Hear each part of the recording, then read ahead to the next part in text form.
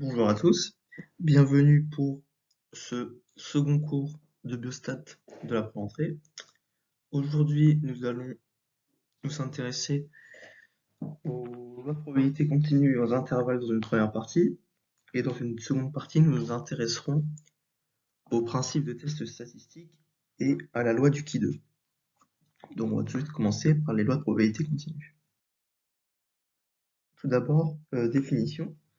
Alors, vous avez vu les lois discrètes dans le cours précédent, et vous avez vu qu'elles prennent un nombre de valeurs dénombrables. Pour les lois continues, ce n'est pas le cas. Une loi continue prend un nombre de valeurs indénombrables. Une loi continue peut prendre toutes les valeurs possibles sur un intervalle donné. Ainsi, on ne peut pas calculer la probabilité telle que P de x égale A. On va plutôt calculer la probabilité que x soit situé dans un intervalle, c'est-à-dire que x soit compris entre deux valeurs A et B. Donc voilà, premier truc à retenir, on va calculer la probabilité que P de x soit compris entre A et B. Les lois de probabilité continue sont caractérisées par une fonction de x continue et associée à une densité de probabilité. Comme je l'ai dit, la loi de probabilité ne se définit pas pour une valeur donnée, mais pour un intervalle, car pour une valeur donnée, elle sera égale à 0. Ainsi, on dit toujours que P de x égale à A égale 0, et la probabilité que x soit inférieur ou égal à A, c'est égal à la probabilité que x soit strictement inférieur à A.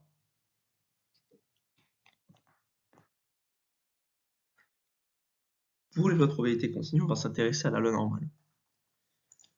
C'est une loi définie sur l'intervalle moins l'infini plus l'infini, qui possède une courbe symétrique par rapport à sa moyenne. Alors ça, c'est très important à retenir. Et c'est une courbe qui est également caractérisée par son écart type sigma de x. Si on s'intéresse aux courbes que l'on a à droite, et que l'on prend par exemple la courbe verte, on peut voir qu'elle est symétrique par rapport au point d'abscisse -2. Et donc, pour la courbe verte, on a mu de x, la moyenne, qui est égale à -2. Le tableau nous dit également que sigma carré égale 0,5, donc on a sigma de x qui est égal à racine de 0,5. Donc voilà, la loi normale, caractérisée par une courbe symétrique par rapport à la moyenne, mu. Si on s'intéresse à la courbe rouge, on voit que comme la courbe bleue et comme la courbe jaune, elle est symétrique par rapport au point d'abscisse 0, donc sa moyenne est 0, mu de x égale 0. Et en haut à droite, on peut voir que sigma carré de x égale 1. Donc l'écart type est aussi égal à 1. Une loi donc la variable associée à la courbe rouge suit une loi normale de moyenne 0 et d'écart type 1. Et on va voir que cette loi normale correspond à la loi normale centrée réduite que l'on va énormément utiliser. Donc, on dit plus généralement qu'une variable aléatoire x suit une loi normale de paramètres mu de x, la moyenne, sigma x, l'écart type. Donc, en pratique, nous n'allons pas utiliser la loi normale telle qu'elle. Pour simplifier les calculs et parce que nous avons accès à la table de cette loi, nous allons effectuer un changement de variable pour utiliser la loi normale centrée réduite. Pour effectuer le changement de variable, on a la formule z, grand Z, égale grand X moins mu de X, le tout divisé par sigma X. C'est une formule extrêmement importante à retenir pour utiliser la loi normale centrée réduite qui permettra de faire tous les calculs de probabilité liés à la loi normale. On obtient alors une combinaison linéaire de x telle que mu de x égale 0, variable centrée, sigma x égale 1, sigma carré de x égale 1 également du coup, variable réduite. On note du coup z suit une loi normale de paramètre 0. Et ça, c'est la loi normale centrée réduite. Certaines formules sont importantes à retenir et à comprendre pour pouvoir utiliser la loi normale. Par exemple, probabilité que Z soit compris entre A et B, c'est égal à la probabilité que grand Z soit supérieur à A, moins la probabilité que grand Z soit supérieur à B. Alors si on prend une courbe de la normale, centrée sur sa moyenne, que l'on prend une valeur ici A et une valeur B ici, la probabilité que Z soit compris entre A et B, c'est-à-dire la probabilité que Z soit compris dans la zone jaune,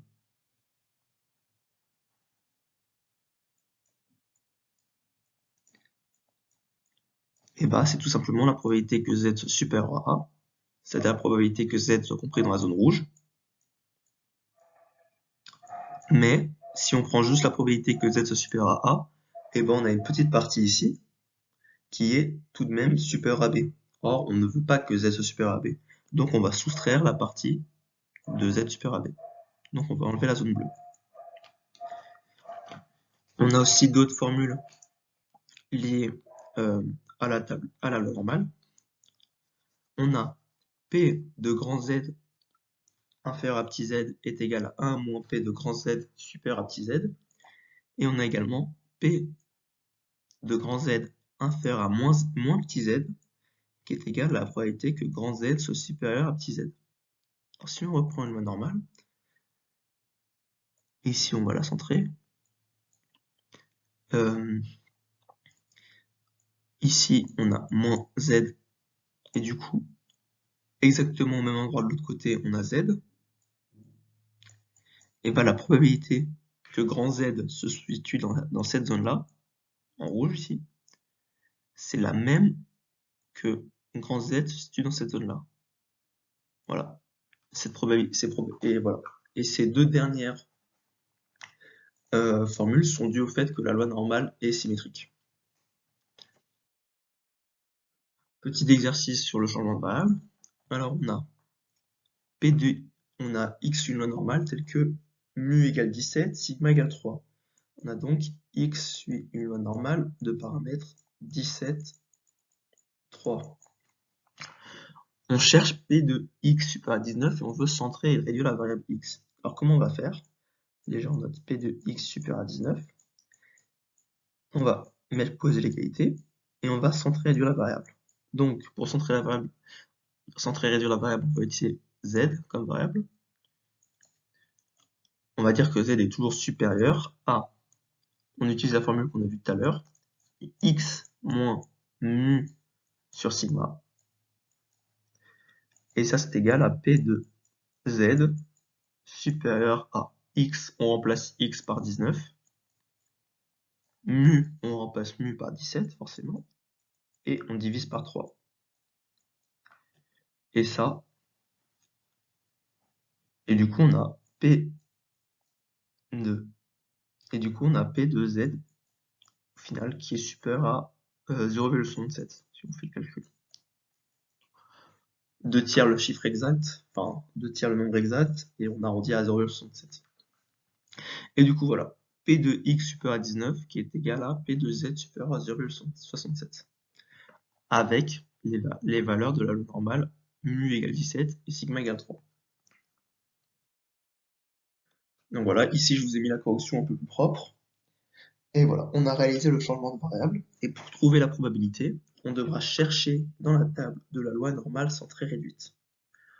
On va apprendre à le faire, mais avant on va s'intéresser rapidement à la loi binomiale. Vous verrez que la loi normale est très pratique à manipuler et que lorsque les conditions sont remplies, il est possible d'approcher une loi binomiale de paramètres n et pi par une loi normale, que l'on pourra ensuite centrer réduire. Ces conditions sont n supérieur à 30, npi supérieur à 5, n à moins pi supérieur à 5. Si ces conditions ne sont pas validées, on ne pourra pas faire l'approximation. Donc il faut vérifier les approximations, les conditions, pardon. C'est extrêmement important. Il faut faire attention aux pièges. Si les conditions sont respectées, on peut donc dire que la variable aléatoire peut suivre une loi normale de paramètres, mu égale npi, sigma égale npi 1 moins pi, donc la loi binomiale peut être approchée donc, par une loi normale, de paramètres np racine de np 1 moins pi.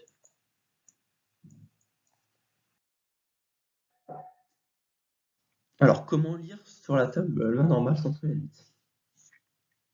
Ce qui est donné dans la table correspond à la surface sous la courbe entre z et plus l'infini.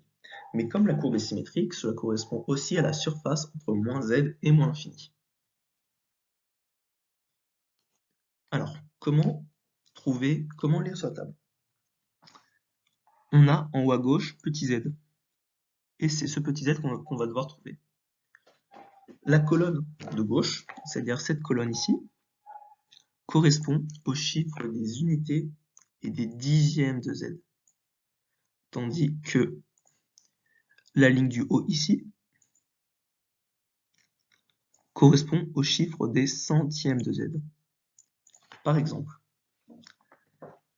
si on cherche z égale 0,53, et ben on va chercher 0,5 dans la colonne de gauche, chiffre des unités 0, chiffre des dixièmes 5. On trouve 0,5 dans la colonne de gauche, et on va vouloir chercher le 3, chiffre des centièmes, dans la ligne du haut. Donc voilà, par exemple, petit exemple, imaginons que l'on trouve, après un calcul, P, on fait l'approximation, on fait le changement de variable, et on trouve P de grand Z supérieur à 0,46. Et bah pour trouver cette probabilité, on doit trouver 0,46 dans la table de la loi normale. Pour trouver 0,46, on trouve 0,4, chiffre des unités et des dixièmes, à gauche, et on trouve 6, chiffre des centièmes, en haut. On prend l'intersection entre 0,4 et 6, et ça nous donne 3,228 fois 10 exponent moins 1, que j'entoure en bleu déjà. Donc, la probabilité que grand Z soit supérieur à 0,46, c'est 3,228 fois 10 moins 1. Alors, on va réaliser un petit exercice d'application sur tout ce qu'on a vu. Un étudiant en passe possède un sac constitué de pièces de 2 euros, 1 euro, 50 centimes. L'étudiant a une probabilité de 0,37 de piocher une pièce de 1 euro. Il réalise 63 tirages.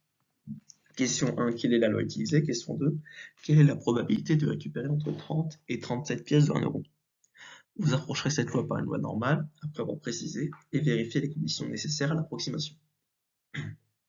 Alors, je vous laisse le faire, vous pouvez mettre pause, mais je vais tout de suite faire la correction.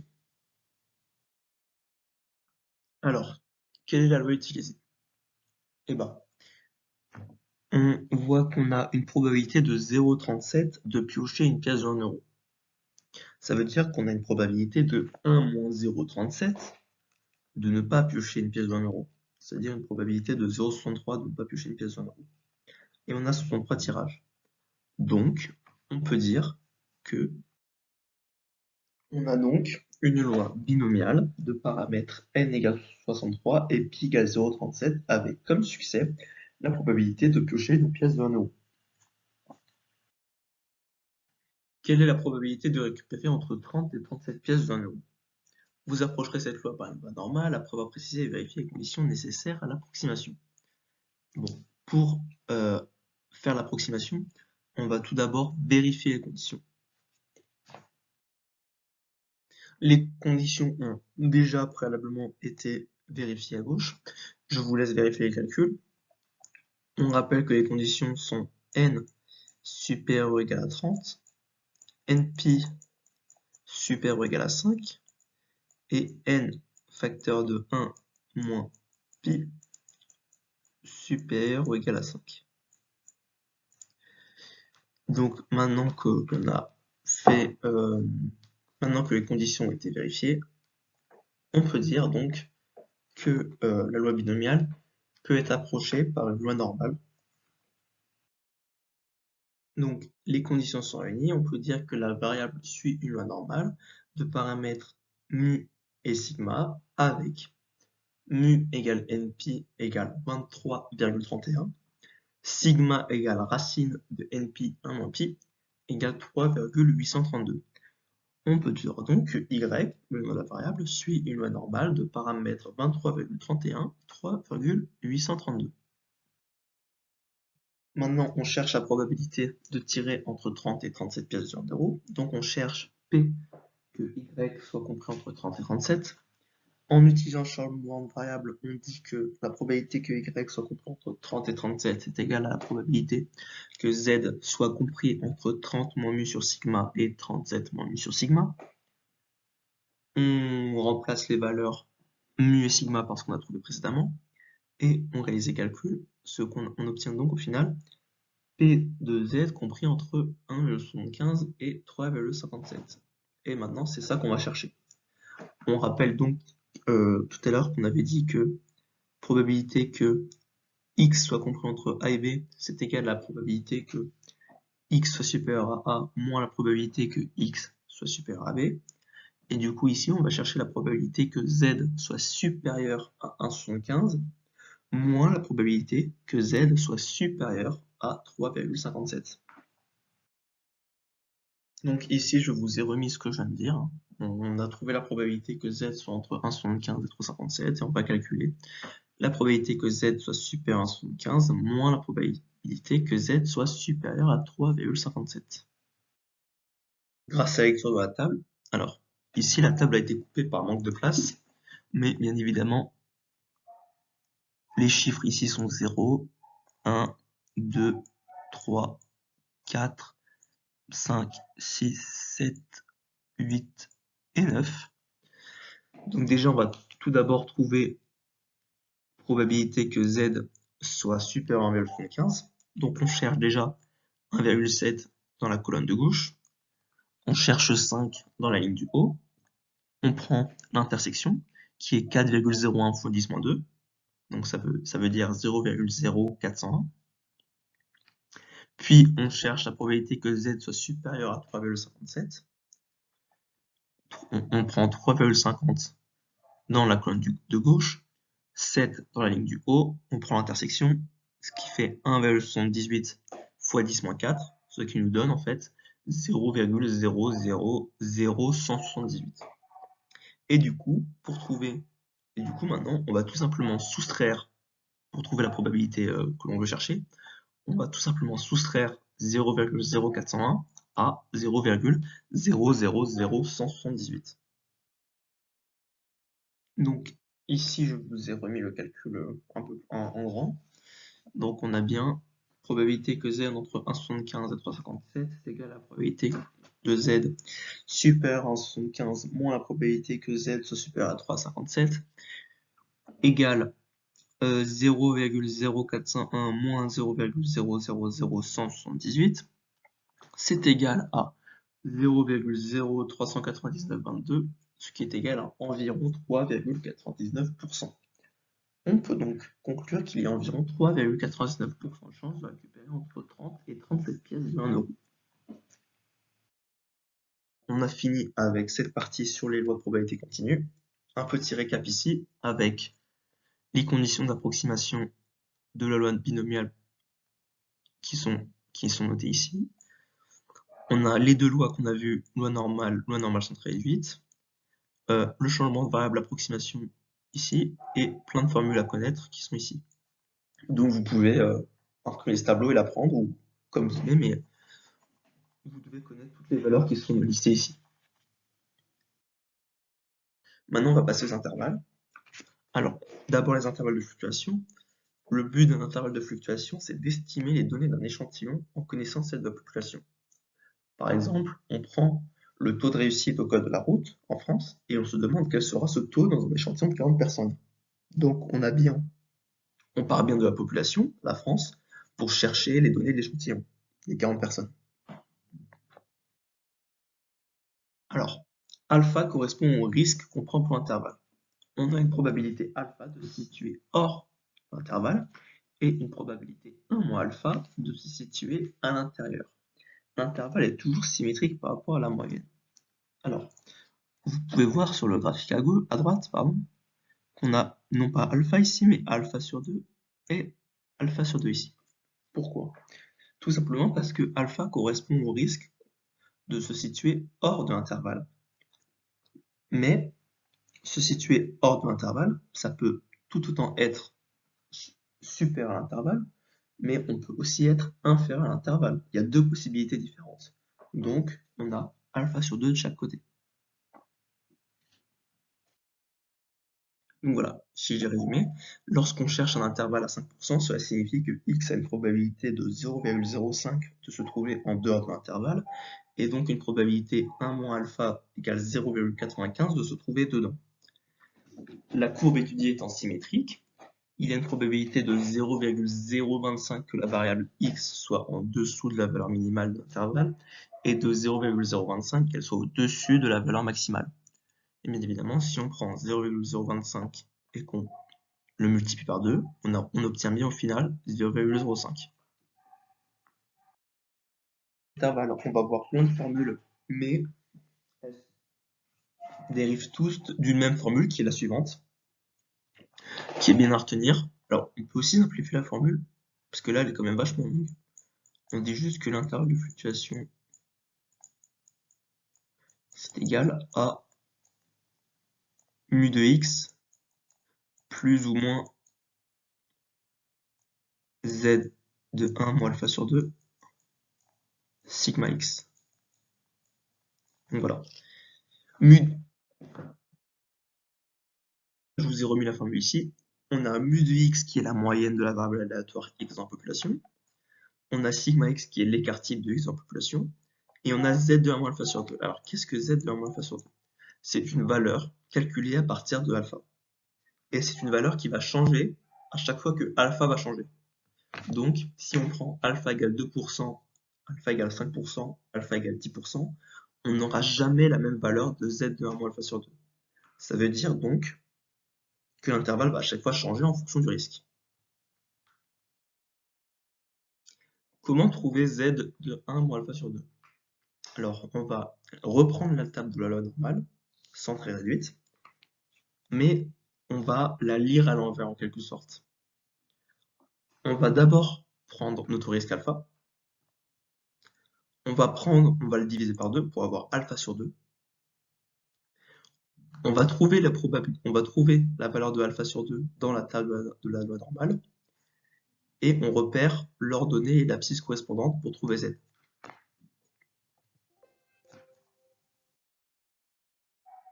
Par exemple, on a alpha égale 0,05, on divise par 2, ça nous donne 2,5 fois 10 moins 2.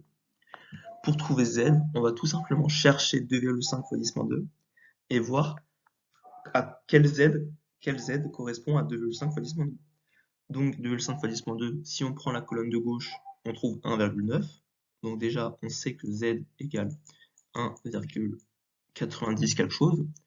Et si on prend la ligne du haut, on trouve 6. Donc z de 1 moins alpha sur 2 pour alpha égale 5%, bien évidemment,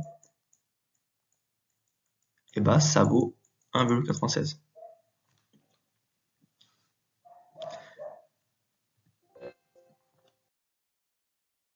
Alors, il existe deux valeurs qui sont utilisées extrêmement souvent.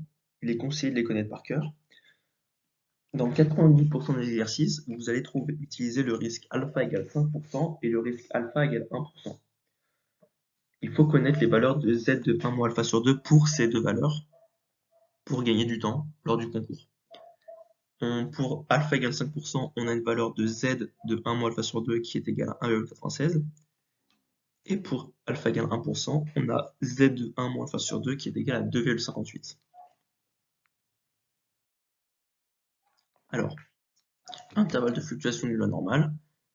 Donc, pour déterminer l'intervalle de fluctuation d'une variable x qui suit une loi normale de paramètres mu de x sigma x, on cherche l'intervalle de fluctuation avec la formule suivante.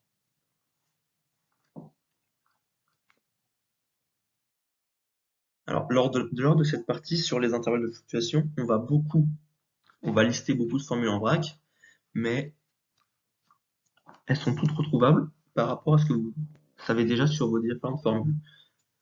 Par exemple, pour calculer l'intervalle de fluctuation d'une loi binomiale, il faut que la loi binomiale suive une loi normale, enfin puisse être approximée par une loi normale. Donc on doit donc vérifier les conditions avant de faire l'intervalle. Si la loi binomiale peut être approchée par une loi normale, on peut donc faire l'intervalle de fluctuation avec la formule suivante. npi plus ou moins z de 1 moins alpha sur 2, racine de npi 1 moins pi. Donc bien évidemment, vous reconnaissez les npi et les racines de npi 1 moins pi de l'approximation d'une loi binomiale par une loi normale. Pour la loi de proportion, c'est pareil, il y a des conditions qui doivent être validées. Les conditions, ce sont les mêmes. N supérieur à 30, npi supérieur à 5, n1 moins pi supérieur à 5. Si ces conditions sont validées, on peut ensuite,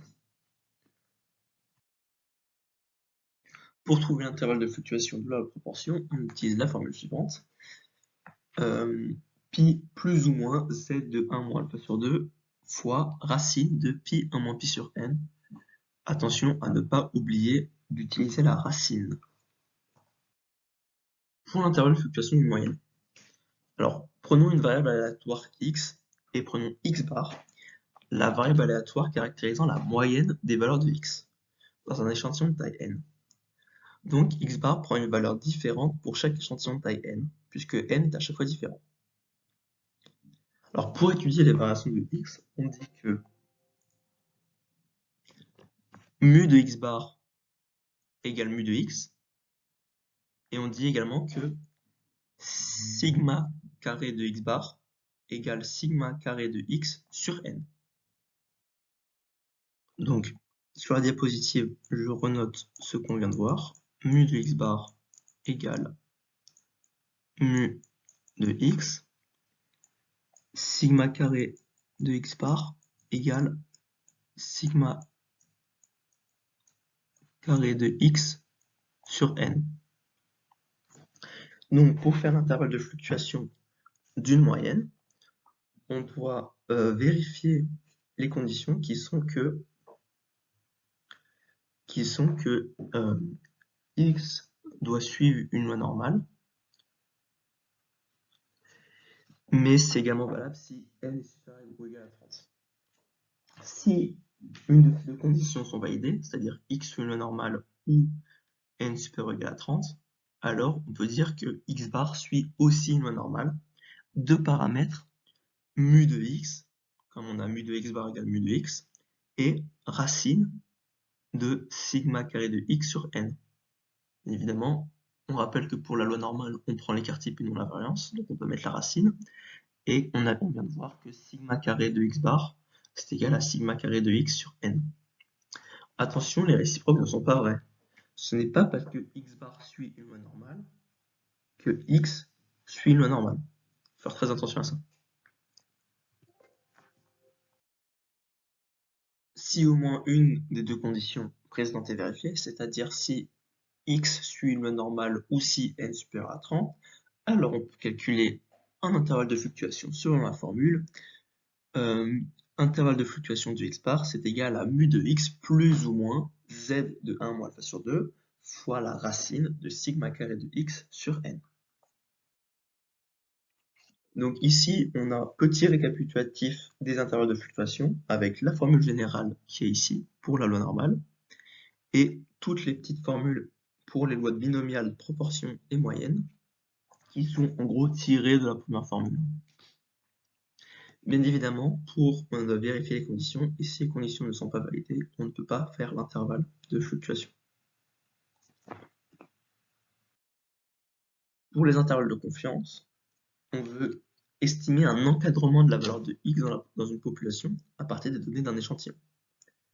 Par exemple, on connaît le nombre de personnes atteintes d'une maladie parmi un échantillon de 1000 personnes, et on cherche à savoir un encadrement du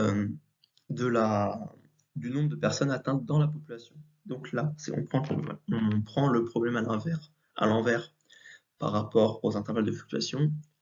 On part de la population, on part de l'échantillon, pardon, et pour trouver les valeurs de la population.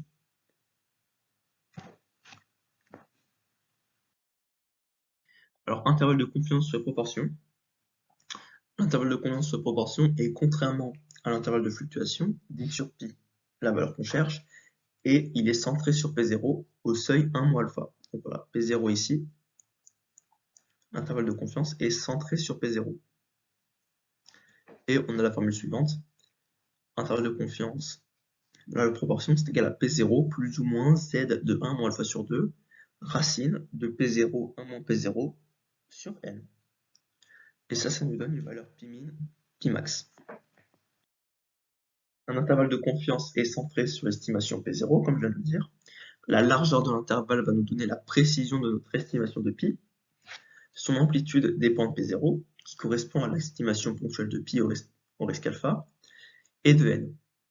La probabilité que pi appartienne à l'intervalle est égale à 1 moins alpha, avec alpha le risque choisi. Ça ne change pas. Alors attention, pour être sûr de ne pas perdre des valeurs dans l'intervalle, on arrondit toujours la valeur dessous pour pi min, et on arrondit toujours la valeur au-dessus pour pi max. C'est très important. Et deuxième chose très importante, l'intervalle de confiance a des conditions qui, elles, sont vérifiées a posteriori et non a priori. Faites très attention, petit piège dans les QCM. Les conditions sont listées ici, à connaître par cœur. Et bien évidemment, c'est logique que les conditions doivent être vérifiées a posteriori, car dans les conditions, on utilise pi min et pi max. Or, pi min et pi max, c'est déjà ce qu'on calcule. Donc, bien évidemment, pour vérifier les conditions, il faut d'abord trouver ce qu'on calcule pour ensuite vérifier les conditions. Pour les intervalles de confiance sur les moyennes, la seule condition nécessaire pour utiliser cette formule, c'est que x suive le normal. Les valeurs de x observées dans l'échantillon sont une estimation de moyenne x et une estimation d'écart type Sx. Donc on n'utilise plus la moyenne et l'écart type, on utilise des estimations de ces derniers. Les estimations seront données par des nouvelles formules que vous verrez plus tard. Pendant la pré-entrée, normalement les moyennes et les écarts types seront déjà donnés dans les énoncés. Voilà, sachez qu'il y aura des nouvelles formules qui vont arriver, mais qui ne sont pas vraiment plus compliquées. Hein. Juste, on n'utilise plus Z de 1 moins alpha sur 2, mais T de 1 moins alpha sur 2 en lisant la table de la student. Pour cela, il faudra se servir de la formule DDL égale N-1. Donc voilà, pour les intervalles de confiance sur les moyennes. Donc voilà, maintenant, petit récap des intervalles de confiance avec les deux formules.